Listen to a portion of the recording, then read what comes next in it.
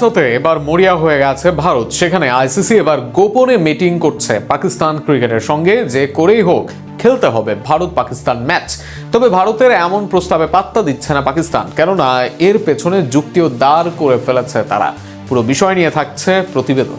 সুনীল গাভাস্কার, হরভজন সিংরা মুখে উচ্চবাচ্য করছেন। এদের মাঝে কেউ তো বাংলাদেশ ও পাকিস্তানকে বাদ দিয়ে দেওয়ার কথাই বলছেন, এমনকি দেওয়া হচ্ছে অনেক হুমকি ধামকিও। তবে সামনাসামনি এইসব বাঘের মতো দেখালেও পিছনে ভারত যেন সিধে বিড়াল। সামনাসামনি ভারত যেটাই দেখাক, পেছনে বেশ বড় বিপাকে পড়েছে তারা।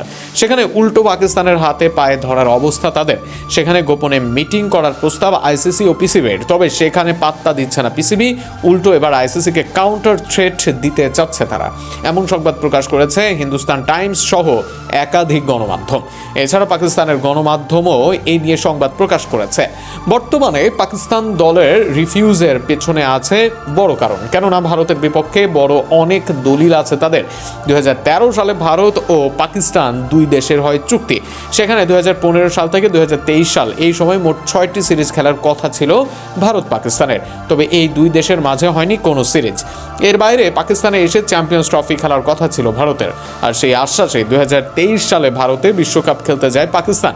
কিন্তু সেখানে ভারত যায়নি পাকিস্তানে, এনেছে হাইব্রিড মডেল, যে কারণে ভিন দেশে গিয়ে খেলতে হয় পাকিস্তানকে। এ নিয়ে জানতে চাইলে প্রথমে ভারতীয় দল কোনো জবাব দিতে অস্বীকৃতি জানায়, কিন্তু এরপর চাপের মুখে তারা জানায় এই সব কিছু সরকারের সিদ্ধান্ত। আর সেখানে মুখ্য জবাব পায় পাকিস্তান দল, কেননা যদি একই কারণে ভারত দল একাধিকবার পাকিস্তানের সঙ্গে প্রতারণা করতে পারে, তবে পাকিস্তানেরও আছে জবাব দেওয়ার জায়গা। এ নিয়ে অস্বস্তিতে আছে বিশ্বকাপের বাকি দলগুলো।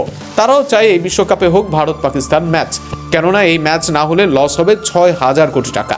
আর এমন অঙ্কে আইসিসি রেভিনিউ হারাবে বড় আকারে, যে রেভিনিউ শেয়ার হবে অন্য দেশের মাঝেও। অর্থাৎ ভারত পাকিস্তান ম্যাচ না হলে ক্ষতি হবে অন্য দেশেরও। তবে এবার জবাব দিতে প্রস্তুত পাকিস্তান।